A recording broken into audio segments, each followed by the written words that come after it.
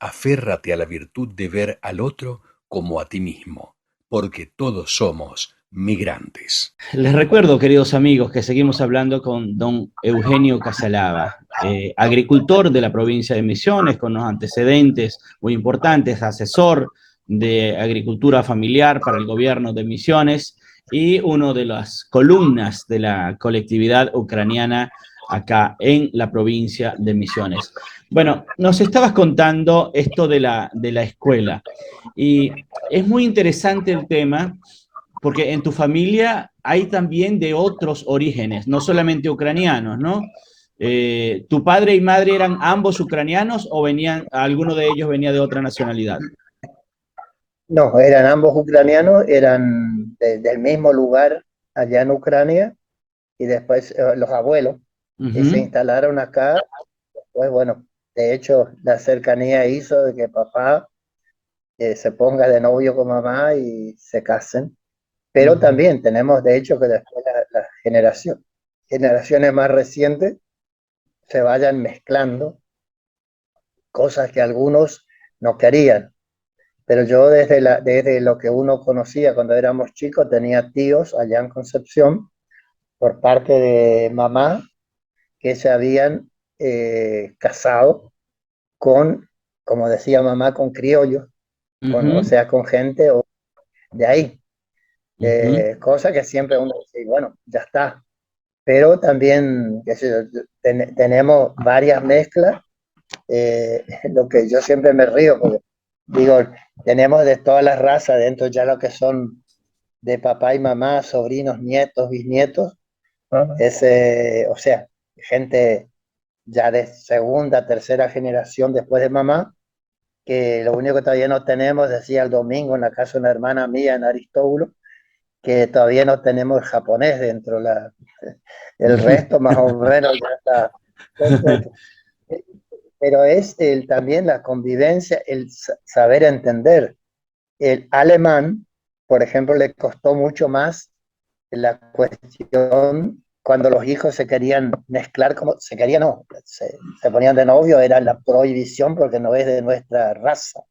El ujú, ucraniano por ahí, y bueno, ¿qué le vamos a hacer?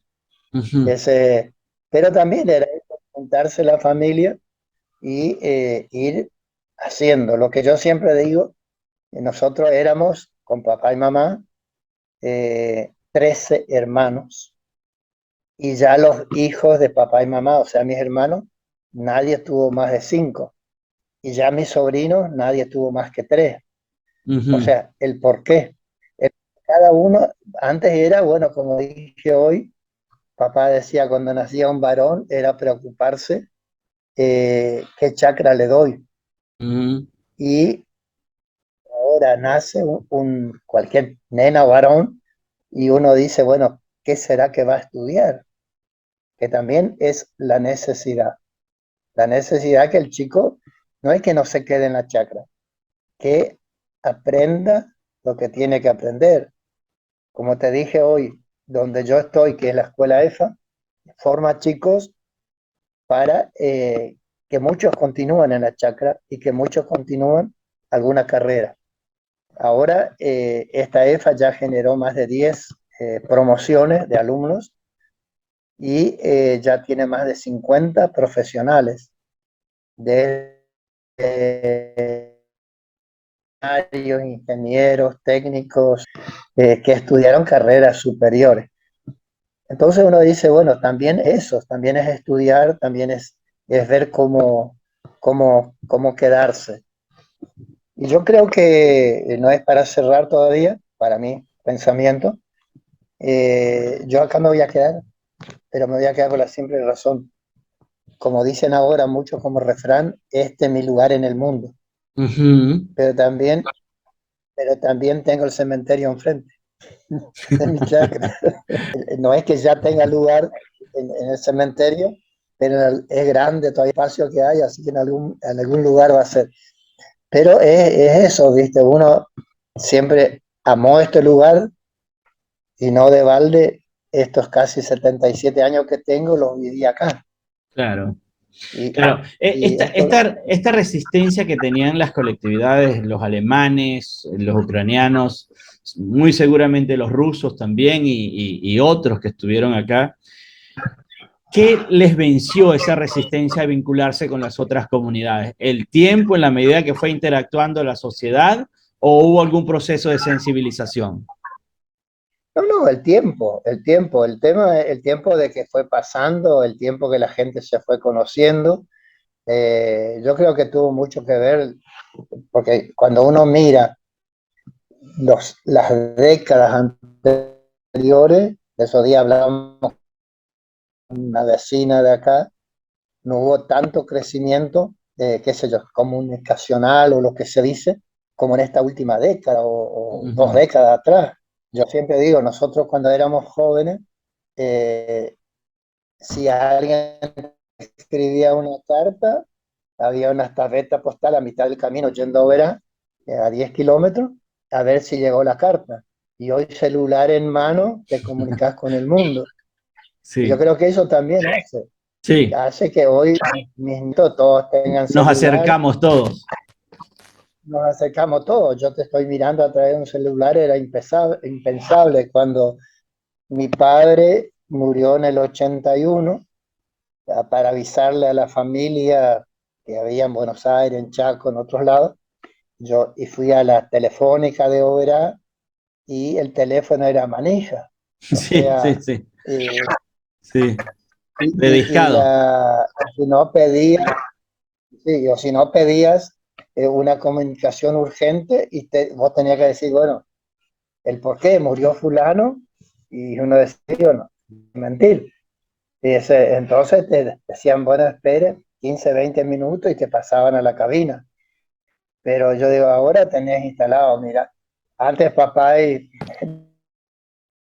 gente de antes miraban en las nubes, dormía y decían, va a llover tal fecha o va a ser frío. Y Sí, voy a sí, sí. agarrar la primera el celular y mirás el pronóstico del tiempo. Sí, Entonces, todas sí. esas cosas, yo creo que para mal,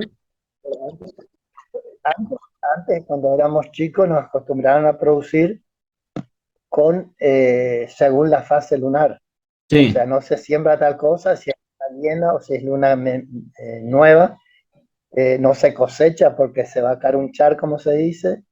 eh, y ahora eso se fue perdiendo, que también hay que rescatar, Sí, hay que totalmente. recuperar la producción natural, más orgánica, cosa que acá en este instituto, en la EFA, lo están haciendo, la producción de verduras, hortalizas, todo eso, Ujú, se hace a través de orgánicos, ujú. para tener también, como decía un médico amigo, que como es el alimento sea tu medicina, ¿O hizo de fuiste que creador de uno la ya no Feria se vaya más Franca? al pueblo. Fui creador de la Feria Franca. ¿Dónde empezó eso? O sea, esto empezó en Oberá, Ajá. pero en la provincia, perdón, en la provincia vino en la época de Menem, se crea el programa social agropecuario. Entonces, en todas las provincias de la Argentina vino este programa para contener la pobreza, para mejorar el autoconsumo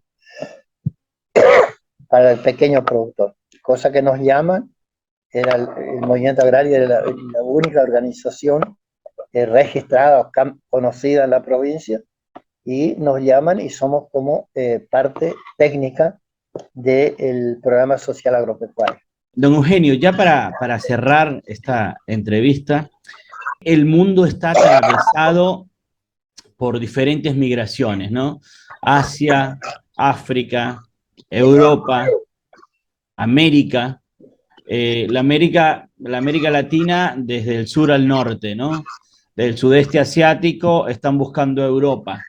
Europa está buscando países dentro de ellos mismos, pero también está viniendo a América, siempre vino antes también, y está yendo a otros lugares. Son más de 300 millones de personas que están fuera de su lugar de origen, ¿no? De acuerdo a los números más recientes.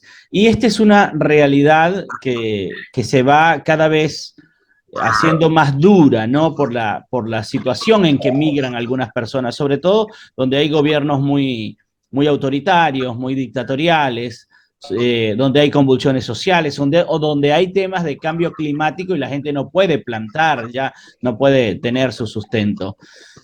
¿Tú crees que Misiones está siendo un área verde, un área, si se quiere, muy tranquila y un área para el buen vivir? ¿Tú crees que está preparada para recibir migraciones hacia el futuro, migraciones grandes?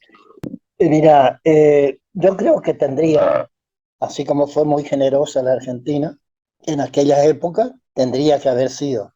Pero en Misiones se generó por las crisis que tuvo la provincia, o que tuvo la Argentina, por supuesto la provincia, grandes crisis económicas y la expulsión de mucha gente a las ciudades o a los pueblos.